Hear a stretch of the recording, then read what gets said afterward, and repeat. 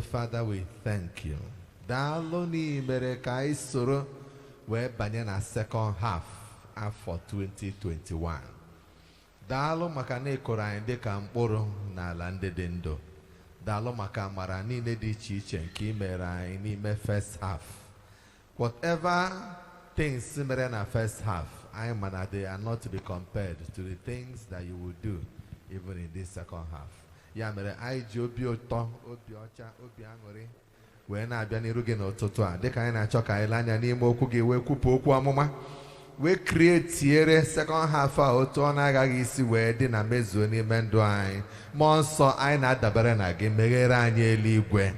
Let the heavens remain open over our heads, O Lord. Communicate your word in a language that we shall understand. Empower your word, O Lord. As your word goes forth, back it up, O Lord, with your power, with your energy, with your strength, with your might. Ka anyị niile wee nwee ike ịbụ ihe ahụ ị chọrọ ka anyị bụrụ. Daalụ maka na anyị mara na ị ga-eme enye anyị. Mere anyị bụ n'aha Jesus Christ bụ onye nwe anyị. Amen. Can I hear a better amen? Okay. Ezekiel chapter 34. Ezekiel chapter 34 from verse 25. Can nona study the book of Ezekiel? Na say oputan Ezekiel enwere no ebe oge ekwu okwu blessing. Kedu ihe Ezekiel ji bụrụ sọsọ dịka gasị na wozu, you know, until I stumbled into chapter 34 and say, this is good. Ezekiel 34 from verse 25. Or say, and I will make with them a covenant of peace. Obuni bụ a good Bible student. Mommy na-esoro anyị na morning prayer for quite some time now. Ị ga-ama na onwego ebe anyị gụta Chineke si je gwa onye dị otu a na nga establish a covenant of peace with ya. Tiela anyị Numbers chapter 25 ka ndotara anyị ebe anwa. Mgbe anwa ụmụ Israel jeje soro ndị Moab were na-aṅụ mmanya na-akwa iko were na-efe alụsị ha. Chineke wee gbaa iwe wee bido wee gbusisibe ụmụ Israel. Mana ife Chukwu dọntere na nwoke a na-akpọ Phinehas. Okay, o nwere ofu nwa okolobịa ndị obi tie aka mabụrụ nwa agbọghọbịa onye Midian wee bata ya n'ime kamp. Ibie nọ na valley na ndagwurugwu eme nwa bụrụzie bata na bedroom. So Moses na Joshua na ndị okenye nọrọ na-etinye aka n'anya n'ebe na-alụ eme. This ọmara na-akpọ Phinehas mịa ube bakulu ha na room ebe anwa ha nọ walụ mma magbuo ha na-abụ maka nwoke ma nke nwaanyị. Ozugbo dị ọmmadụ mere ihe anwa Chineke kpọọ Moses si apụta n'ezi na this boy ekwugoro m ekwuru. O wee sị na verse 12 ya Numbers 25 verse 7 say, wherefore say, behold, I give unto him, gịnị ka ọ kpọrọ ya? My covenant of peace. Behold, I give unto him my covenant of peace. Je gwa ya dan ga-establish ọgbụgba ndụ nke udo wee nye ya na ezinụlọ ya forever. Igukwo verse 13 also, he shall have it and his seed after him, even the covenant of an everlasting priesthood, because he was zealous for his God and made an atonement for the children of Israel. So ebe a bụ izi anyị fụ Chineke na-ekwu ọ ga-enwe ọgbụgba ndụ nke udo wee nye eman kworo ya ekworo. Mana n'ime second half a ikworo na ekworo nwere n'ihe nwa dị special imelu Chineke. Mana eluigwe si mụ gwa gị na ọ ga-enwe a covenant of peace with you and your generation in the name of Jesus Christ. Go back to that Ezekiel I studied in chapter 34 verse 25. For say, I will make with them a covenant of peace and I will cause. Get one thing. Ọ na m establish say this covenant of peace with them. I will cause that the evil beasts will cease from their land. Nya anụ ndọgbu niile, ịma anụ ndọgbu can be a human being. Somebody ga-abụ ọnọrọ ọ na-eche na plan otu ga-esi wee jee wakpo mmadụ n'ike ebe onye anwa na-alalụ ụla. Then bata welu mma gbulisie onye anwa. Onye anwa ọ bụ mmadụ ka ọ bụ beast. Ọ beast ka ọ bụ, ọ evil beast ka ọ bụ.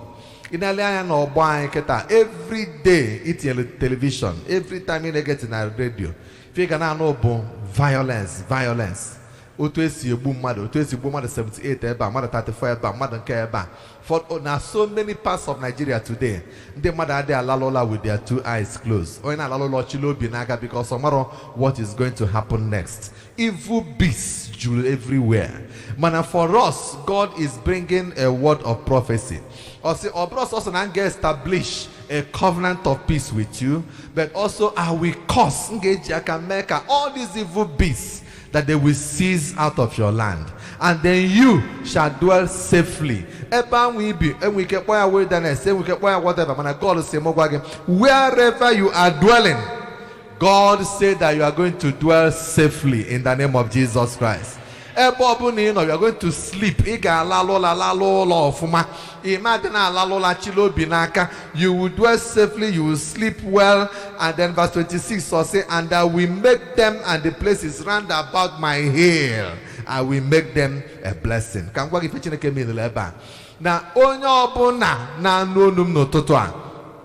wherever you, no matter level on here, when God says I will make, God has the capacity to make. That word make, there is nothing that God cannot do. When God says I will make them and the places round about my hill, I will make them a blessing. Chineke singulage out. No power. What a power that can stop God from doing what He wants to do in your life. Power. If I have ancestral cause, if I have parental cause, if I have community cause, all those things will become rubbish when God decides to raise a man and make that man a blessing. When I can again, now second half 2021, God will make you a blessing in the name of Jesus Christ. As in a God will make you a blessing to your generation in the name of Jesus Christ. Because something good will happen. God will raise you, transform you, and make you a blessing. And I'll say, I will cause the shower to come down in His season, and then there shall be showers of blessing.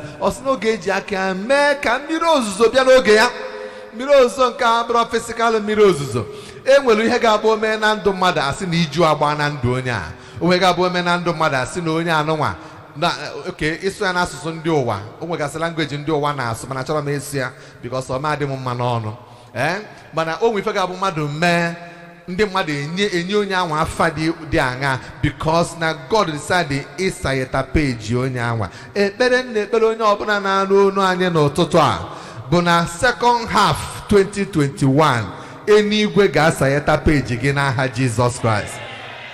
Something beautiful must happen in your life in the name of Jesus. So I say, and there shall be showers of blessing. Blessing Erika. You can never blessing akowa. Blessing de nakoko naira and kobo. Blessing na de nakoko arisike. Blessing na de nakoko madi inwe udo nkobi. Blessing na then amadi inwe contentment inwe afọ ojuju inolotu a you are just satisfied. You know, blessing then amadu then exam pass ya omari ha na akpọ failure. Blessing then amadu na ekwu of mana amadu mari ihe. Blessing then amadu no n'ogogo di enu.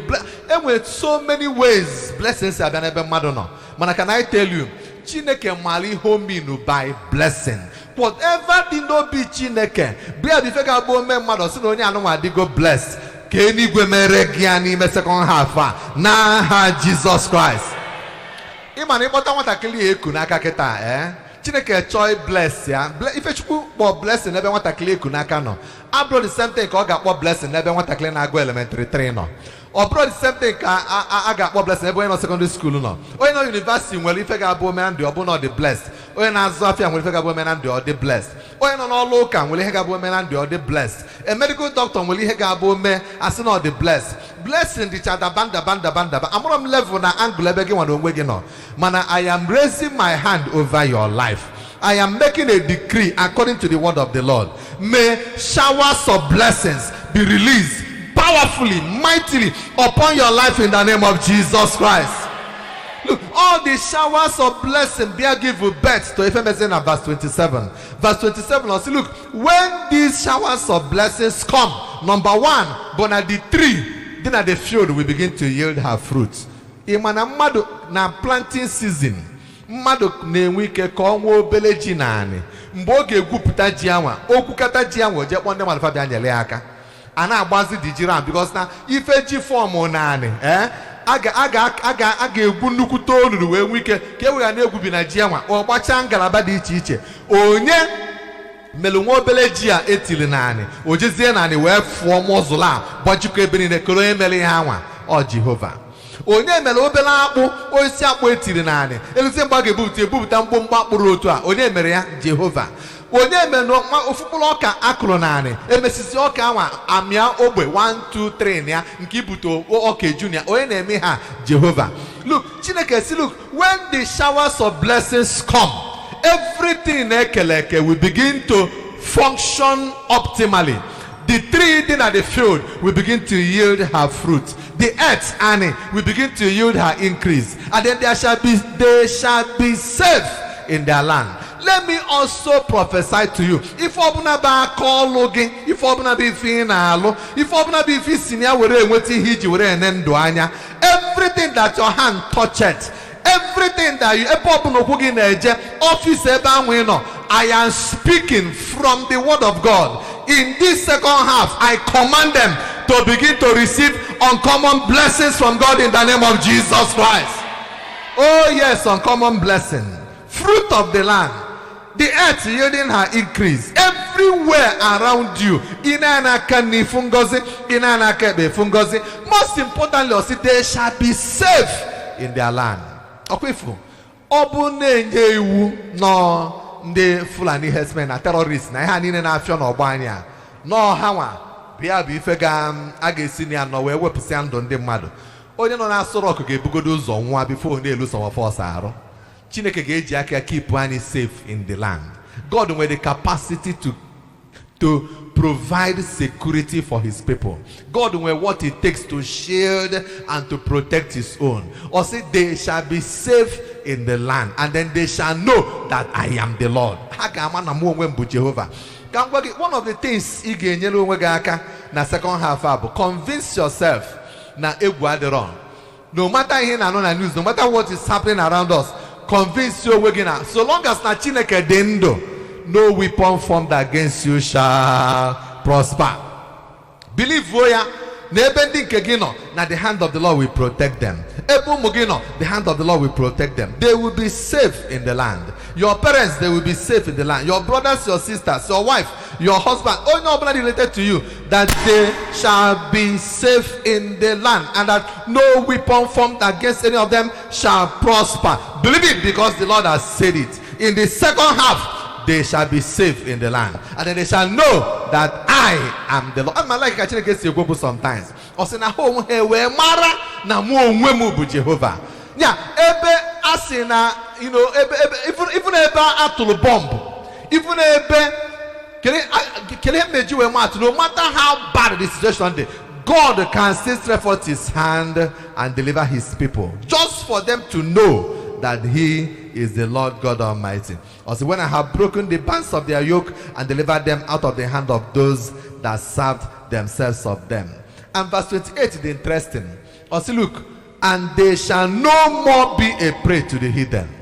Oh, I wish now God again any understanding. Can you pray?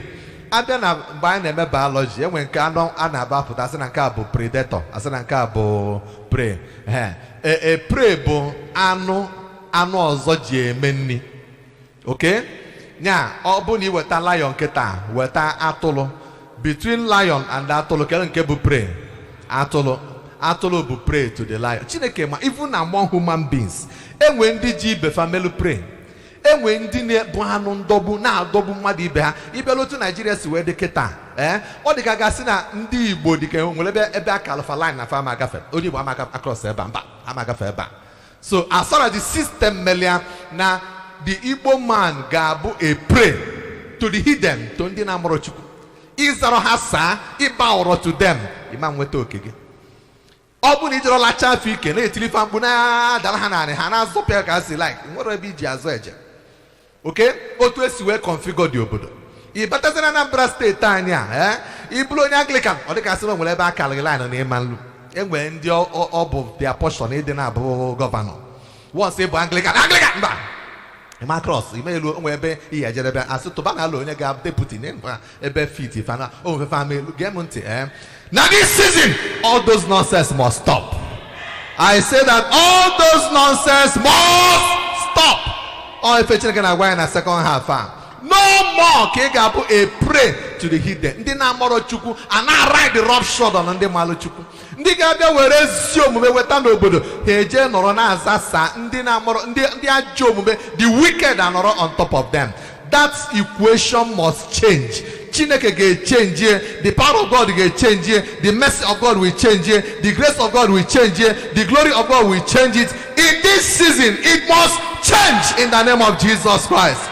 God says, no more shall you be a prey to the hidden, neither shall the beasts of the land devour them. They will no longer devour my people. Ima bụ a prey when anụ ndọgbu juru ebe niile. Nwa agbọghọbịa ịgụcha akwụkwọ na school a ga-enye gị result gị, o nwere lecturer ga-eji gị wee mere ihe sọrọ before when we kenye gị ife bụ ife deserve.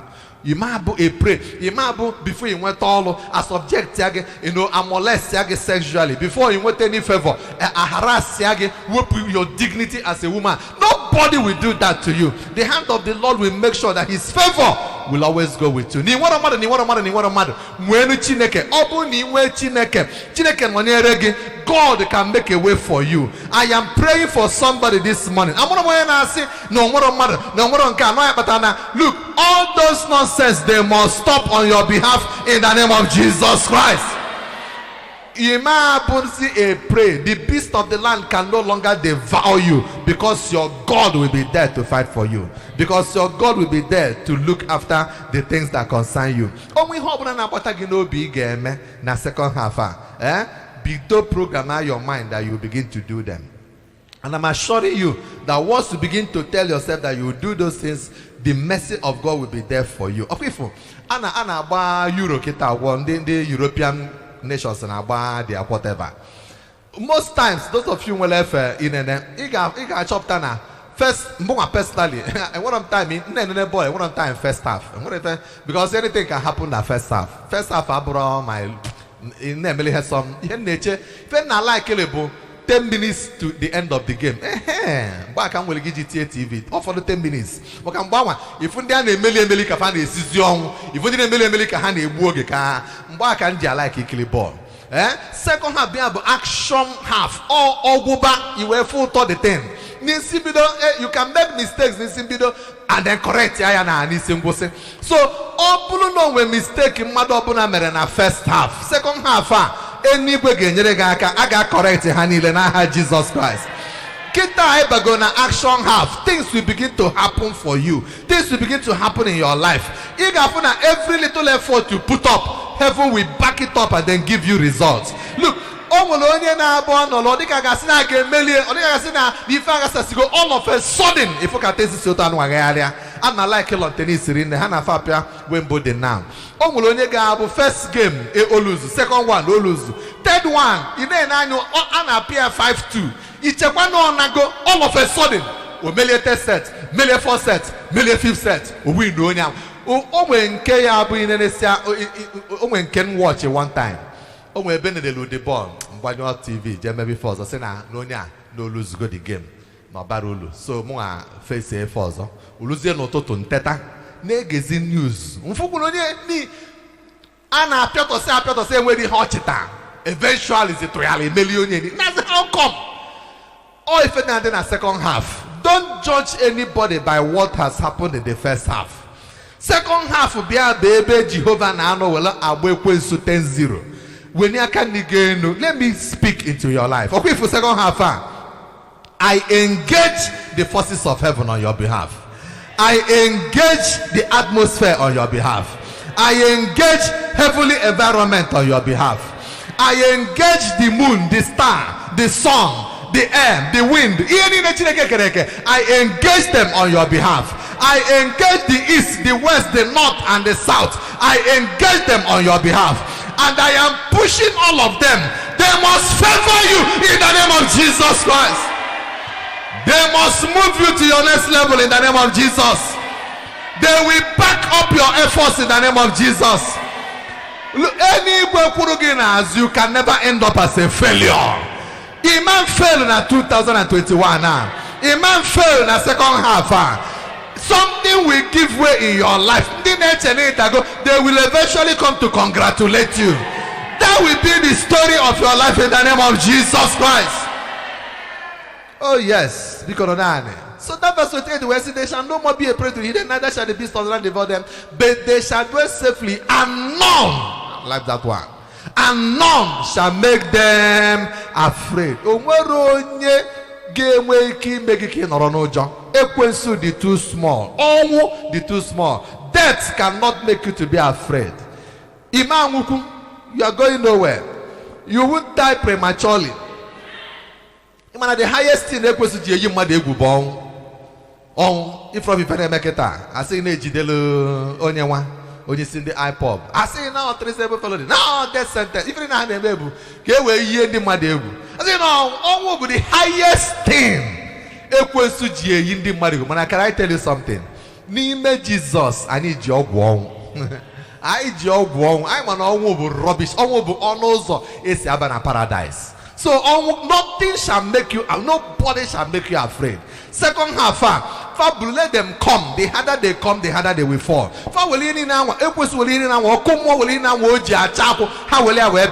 Nobody is permitted to make you afraid in this season in the name of Jesus Christ. None shall make you afraid. None shall make them afraid. Now verse 29 will say, and I will raise up for them a plant of renown. I will raise up. If you didn't your effort are not needed. God will say, I will make, I have broken. I have watched the language in I go from that verse 25. Verse 25 will say, I will make. Verse 26 will say, I will make. Verse 27, that they will know that I am the Lord. Verse 28, verse 29, I will raise. If you have God will turn way into your own equation. And I am praying that God will continue to remain in the equation of your life in this second half in the name of Jesus Christ. I will raise up for them a plant of renown, and they shall be no more consumed with hunger in the land. Ima agu erika ndị mana sị na agu erika Chineke si no nwere ihe m ga-eme ebe a o nwere ife ọkpọ plant of renown. O si no ga-eji aka akọrọ gị ya ọkọrọ gị osisi anwa o nwere ihe ga-eme ka agụụ gụọ gị n'ala ndị dị ndụ. Abụrụ m ịnidili ụdị osisi a osisi ya bụ akọ na be gị ọ bụrụ osisi na-amị ego ife ọ bụla niile ije n'osisi ahụ ije ghọrọ ya. God si no ya akụ ya na mbala ezigbo ụnụ. And then agụụ ama abụnata your portion. Asị na agụụ ga-egbu mmadụ niile nọ n'ụwa nọ na Nigeria. Ndị nọ na Aso Rock ya nwụchachachasịa ikilichasịa ka esi ni ha. They before they looking arụ, of course they look arụ, because otu a Chineke si wee feed Elijah supernaturally. They be able to belia nnụnụ revu na-ebuteli bread. Anọ n'eluigwe gecha bread. Gechachasịa ya. Ọkwa ime ife ọnụ na-akpọ shawama. Ọnụ na-akpọ ya shawama n'eluigwe ka ebidola ime. Anọ n'eluigwe prepare shawama tisi anụ ewu, anụ efi, anụ tolotolo, anụ ọkụkọ na ya package ya weluzie bread cover ya bunye revu na-ebuteli Elijah. Ọbịa ọdụrụ ọpọlọ Elijah emeghete wee taa shawama ọtasịa ya ọṅụọ mmiri ọ dị fresh. Ndị na-struggle ka fa na-akpata ego wee ego ji eli na struggle nyanwa nọrọ ebe ọ nọ na-agba azị. God mebulie before, God can do it again. Okwefu na season na o se mo gwa gị ọ ga-plant lege a plant of renown. Hunger will never be your portion. When you can begin I release this blessing upon you. You will never go hungry in the name of Jesus. In the name of the Lord, hunger will never be your portion. Chineke ga-enye gị more than enough. Ilise mo your neighbor happy abulu nilie. Now for Jesus Christ. Oh yes, no more shall they be consumed with hunger in the land.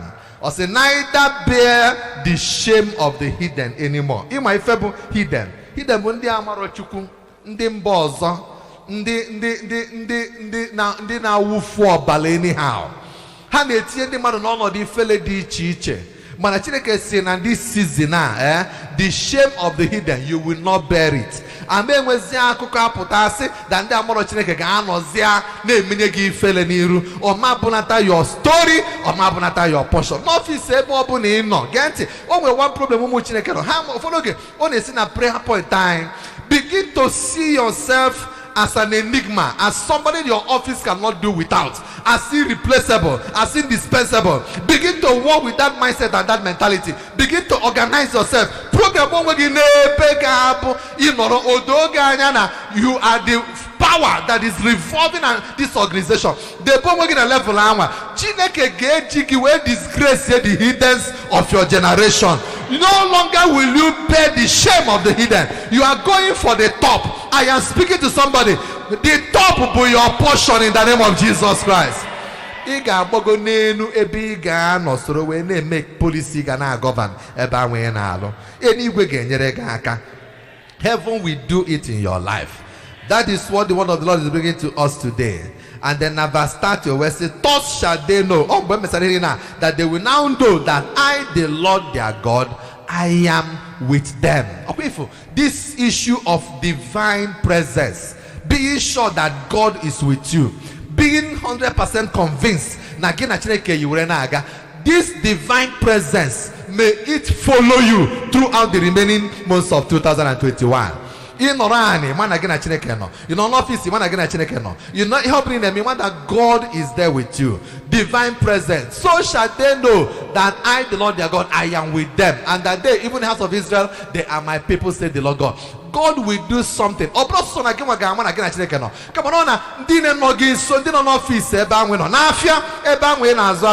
people around you, they will know that God is with you. They will experience the presence of God in your life. They will use their mouth to confess that Chineke no nyere gị. Agemu he di chene etiti gị na eti ndị ọzọ na-amara onye Chineke bụ. Mgbe ndị ọzọ ga-anọ na-ebe akwa na-atụ alele, gị nwa ga-anọ na-enye testimony.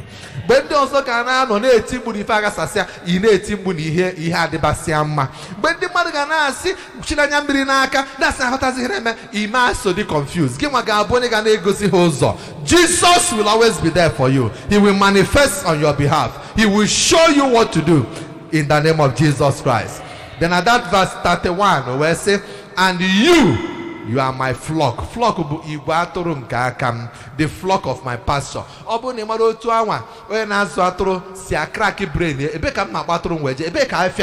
Kebe mesifu we nweta afifia ụmụ atụrụ ka njọ gị ọba atụrụ na anụ anị na-eche ka ebe oge jeta afifia gbọ ọbụrụ atụrụ enwere ihe gbasara ya ife atụrụ na ya bụ otetola ebe onye na-achị atụrụ kpọrọ ya jebe omegiri osobe ya onye na-achị atụrụ bụ onye na-akrak brain eche ka ebe afifia dị ọ ga-akpọ atụrụ ya wee ga onye na-achị atụrụ bụ onye na-eche akrak brain eche ka otu oge si wee make sure na anụ ndọgba bịara bụrụ atụrụ ya atụrụ enwere ihe gbasara ya in fact ịgba atụrụ nkịtị ofu tinye si na main road ọsọ ya bụ na trailer ji speed abịa gịnị ka ndị ọzọ ga-eme esoro ya na-aga gbam nke onye ọzọ atụrụ ya na-echepụrụ atụrụ ya ma bụ onye na-eme everything. Atụrụ enwere his own or its own reasoning capacity. It is the shepherd that thinks for the sheep. It is the shepherd that provides for the flock. Chineke wee sị n'ebe a na ya nwa na onwe bụ our shepherd na ya nwa when God will now be thinking about your good. Check on line on a brain here. Otoges will make sure na nigeli puta. Otoges will make sure na oka korogi. Otoges will make sure ni fe deleganama. Otoges will make sure ni na gazi of manitiro wegina trouble. When God becomes your shepherd, then what is the problem anywhere? And Chineke semo gwagina second half that onwa gabi gwatroya, the flock of his pasture, that you and then that he will be your God, says the Lord. When I can again, oh God, may you remain the shepherd over these people that are hearing my words and your words this morning in the name of Jesus Christ. May you continue to provide for them. May you show them uncommon mercy and uncommon grace. May divine provision remain their portion in the land of the living. In the name of Jesus Christ our Lord we pray. Amen. For the second half of this message, Ghana Zechariah chapter 8. Can I will conclude? Don't have verse 12. Zechariah chapter 8 verse 12. The The seed. I'll say, for the seed shall be prosperous. If I put abona seed magi mamburusi na aroge puta. Whatever you do, if obna be facing aroge we puta, the second half they shall be prosperous. Prosperous is that they shall be prospered beyond measure. Okay? And then when you begin example home, say, look at the vine. The vine shall give her fruit, the ground shall give her increase, the heavens shall give their dues, and I will cause the remnant of these people to possess all things. Can I hear a good amen? So if ordinary around you, all of them will begin to function. Hani ne gebido member fuma ma divine organa member and every azoko they shall give her increase. Even the heavens over your head, they shall give their due. Miliganezo no geya yeni hako na negana emeputa. Everything around you will begin to respond to the blessing of God. And then I will cause the remnant of these people to possess all these things. Can you again? Like Eliso, Nandia Gasser Hage possess him in the beheading. Even when they are like he had them, when they are like a sauce, Gauna complain every time or to go boni, they put if I drama on a cogicos at Tafo, Ka Osro Wefum, Nandi Bazoli Bunuli, one nonya, na no gono, and a channel gono, actually, we are no guapo on every time, Melomabella, no one, na generation. What when time, Imelomado Zebella, oh no,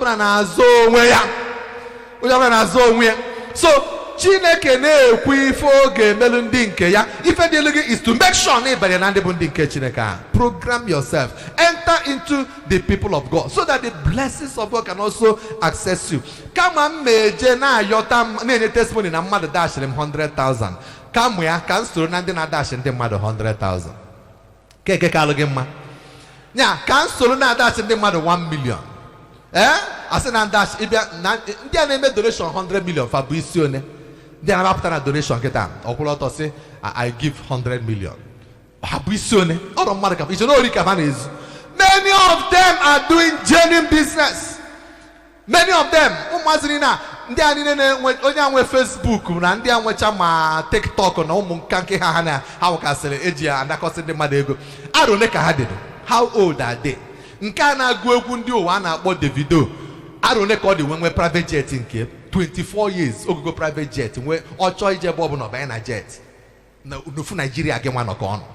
Umazina I am born a boy. If they are not really go one. Talent I just say use private jets can chamwecha. Umulophone nje na kill boss money and I could at him na no Ejekwa Lagos. No, we meet in Lagos by 5 o'clock. Tata. I say, meanwhile, money na beer no na beer 1:30 to 2. Nsia is in we meet in Lagos Tata by 5. I say, nsia in Ibu which in Atamos. I say na plane here na bia. Na jet here na bia. No ala de na feel that there. All I desire they not buying a jet Ebule na Port Harcourt. You lose na Capital Cup because na Port Harcourt we say Lagos. Na the meeting not get no there by 5. Ne. Aincha no na ani Igbo no leba. You go nuku motor na mmadụ na go jet agala. You no leba na ebi ele aka common 10,000 adro na akpa gị. They happy with that. You get news if ever na see ofonye na toleanga. Okay, kamalaga to get anwa. Otu aketa bolu na de kanu debe. I say na bail here 300 million. And Kebo senator say okay, because you can 500 million no till na bail. Madi begi.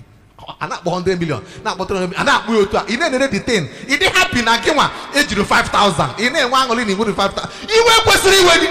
It was this God. Can I go in as a flow to Nigeria? No, common 5K. You will leave it. Well, let better say God. A bob in the garden. Get it? Things must change in your life. As in that things must change in your life in the name of Jesus Christ. Chineke di ready menke ya. Chineke say, look, I will open. Even I will cause them to grow. Even mbulikula kumbe nfakapa. Bambo, manobo ni kurombulu. Kele kachu gesu emeka mpola anwa mia. Obu no woni fi konani. Keko gesu emeka ifi konani mia. Iga bambo. Age mwe effort ige put up. God will bless ya. You will wike we banene bechuku chokeba. You will wike we possess ya all these things. When you walk and again that grace to possess all things, may you receive it in the name of Jesus Christ. And when heading about starting now, I'm not agree out of us where I'm not calling if Otus were got here.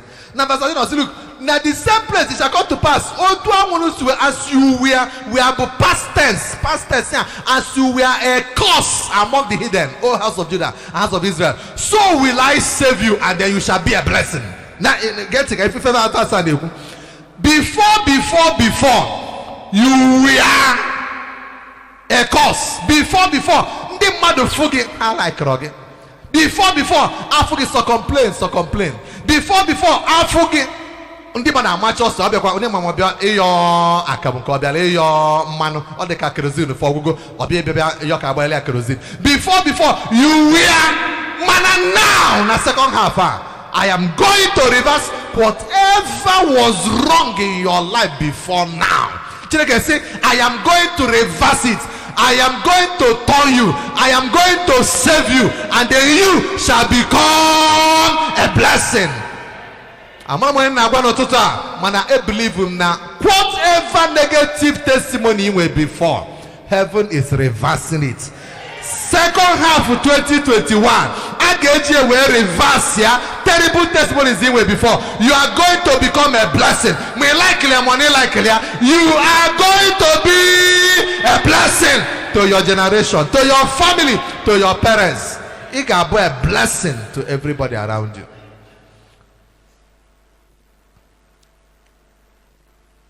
Only for policy in my life. That policy, I didn't be a good politician. Kembenji marry her. Ibu politician before I'm bishop, I didn't met the aga. I don't touch it. My name was to a bishop. We can't see no no say no with no as a governor, no as a cana because he just well get belly saying I will go back. Oga Fiana against him, no when they not support. So position mayor now this is forced to na Fabia Kosi ha weta enalo here. Manana I will never, God forbid. Na meji ego nye politician we go watch mo go anything on myself or kunye na buy a back account. Mamenati awe bichan donwa. It's a personal conviction. So get hen nemeske na ha wetia nke saya. Choba ndị mmadụ nga nya ndị nwe ko si dile ha na ara. You will wele self na CJ no no go TJ ebe ni onwe onye discharge la fure go ji akwụkwọ si wele je qualify after ega ha na eke bụkwa ego ọkwa ego anyị niile ka ha na-eke ha na ọ bụrụkwa ego ha kpata n'ụzọ ziri ezi. So onwe ihe mee no one of them weta something ebe. So we decide asịsị wele nye onye so ta kesia ya. Now ndị enyi ịmago onye nata ya ọbịa say, hey, God will bless you. God will bless you. Get it? God will bless you. Man, they get the wine. They aturanya odi ha. Only me respect. Only katofu. Nukute go balo bolo. Only eti. Only. Let me tell you. Inside my heart, bia nasi, bia. No, kwa ikopulu na mwa ne fulfill scripture. Nambuzi a blessing to people. Manega appropriate komo. You know, when you have just succeeded in being a blessing. And not one of us said that test or one of phone. See, God bless you. God bless you. Now, where's Funa all the possible? Give one without it, without anything, God can also make you a blessing. Any other means, God can make you a blessing. When you can again, I perceive in my spirit that God will raise you in your generation and you will be turned into a blessing to your environment in the name of Jesus Christ. Before on your behalf.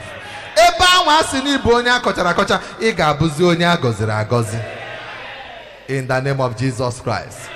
Okay, verse 13, let's finish and pray. So I'll say now that verse 13 ending the word say, fear not, but let your hands be strong. Oh ya be hand neku. Iga na agbamba aka gị ga dị strong. Ị ga-enwe ihe na-alụ. Ị ga-enwe ihe ga-akụnye naanị. A ga-enwe ebe ị ga-akụ mkpụrụ. A ga-enwe ebe ị ga-agba na agbamba. Ị ga na-emegharị arụ. Imeje kụkọ aka dị naanị na-alalụ ụra na-atụzi ya na God will make you a blessing. No, ị ga-adị active. Ị ga na-agba mbọ. Ọ ga-enwe ihe ị na-eme, and then God will now see ebe ọ ga-akwụ wee nwe ike nyere gị aka. Verse 14, for thus says the Lord of hosts, as I thought to punish you when your fathers provoked me to wrath, said the Lord of hosts, and I repented not. So again I have thought in these days to do well unto Jerusalem. Oh, we mbenche kameu nife because of ajo omenni na ono ha. Mana kita ana me echezi na o ga adro no na mma. You will do well. If we are another verse awan. If we are verse 15, as I thought to punish you when your fathers provoked me to wrath, said the Lord of hosts, and I repented not. So again have I thought in these days, in the second half of 2021, to do well unto you, to do well unto Jerusalem, to do well unto the house of Judah. Fear you not. Get mountain. Get short because of time. I am decreeing over your life. Now, if obuna bife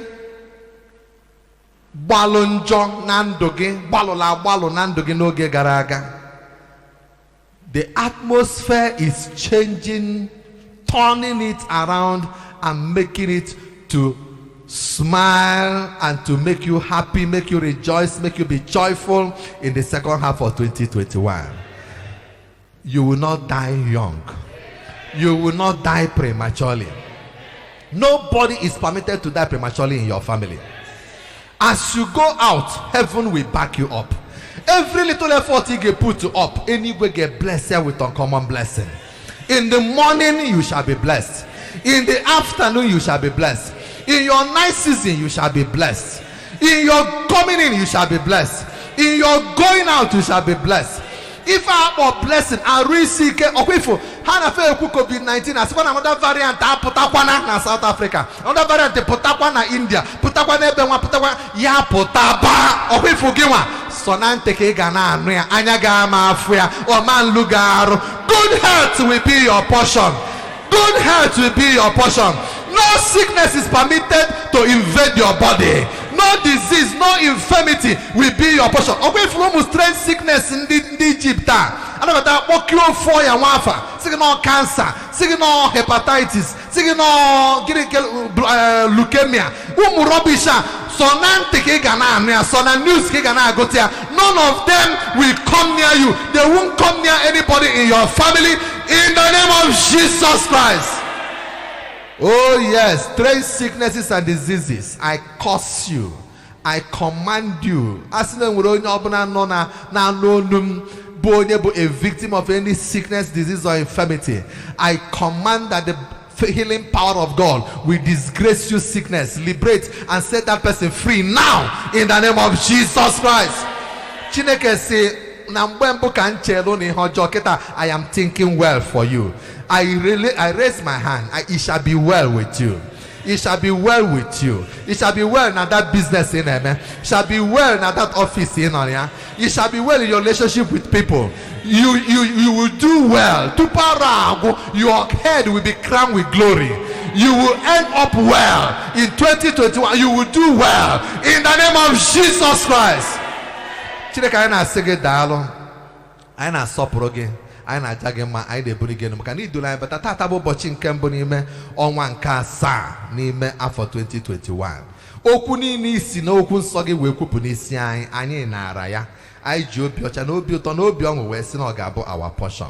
I ga-adị better than our contemporaries. N'ime ọbara Jizọs ka na-ekpuchi ụmụnne m ndị a niile.